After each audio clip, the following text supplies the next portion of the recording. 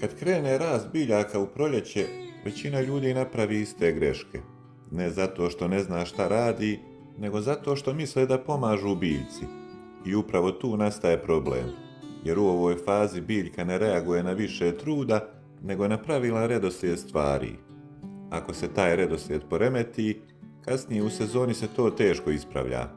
Zato ćemo u ovom videu proći nekoliko stvari koje ne treba raditi kad krene vegetacija i objasniti zašto je to tako u praksi. Prva stvar je prihrana. Čim ljudi vide da biljka kreće, pa bio u pitanju paradajz, paprika, krastavac ili nešto peto, instinktivno misle da joj treba pogurati rast, pa dodaju prihranu i to najčešće azot. Logika ovdje izgleda ispravna, biljka je krenula, treba joj snaga. Ali u stvarnosti, biljka u tom momentu ne ide prvo u nadzemni rast. Ona prvo aktivira korijen i gradi osnovni sistem koji će kasnije nositi cijelu sezonu.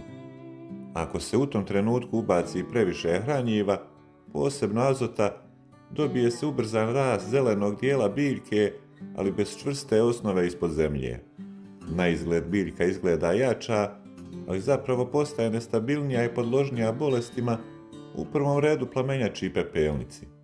Kasnije, kada dođu topliji dani i veće potrebe, ta biljka nema dovoljno razvijen korijen da isprati sve ono što se od nje traži.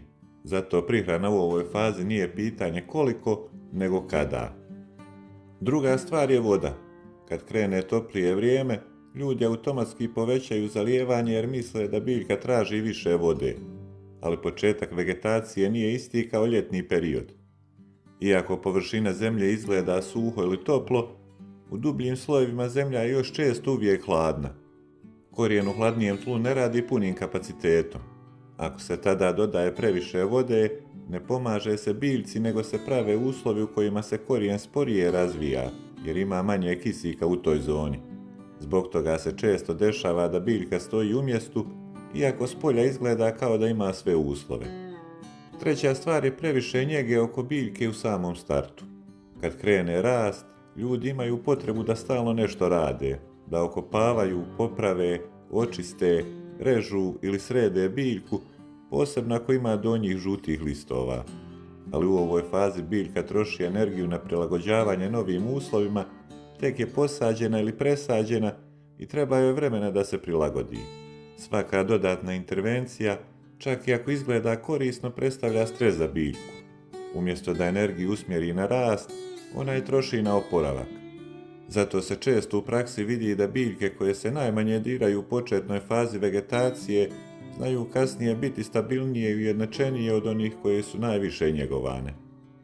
Četvrta stvar je brzina očekivanja. Ovo je možda najčešća greška uopšte. Ljudi očekuju da čim krene vegetacija, da se sve odmah vidi i da biljka eksplodira. Ali prirodni proces ne funkcioniše tako. Prvo ide aktivacija korijena, zatim stabilizacija transporta vode i hranjiva.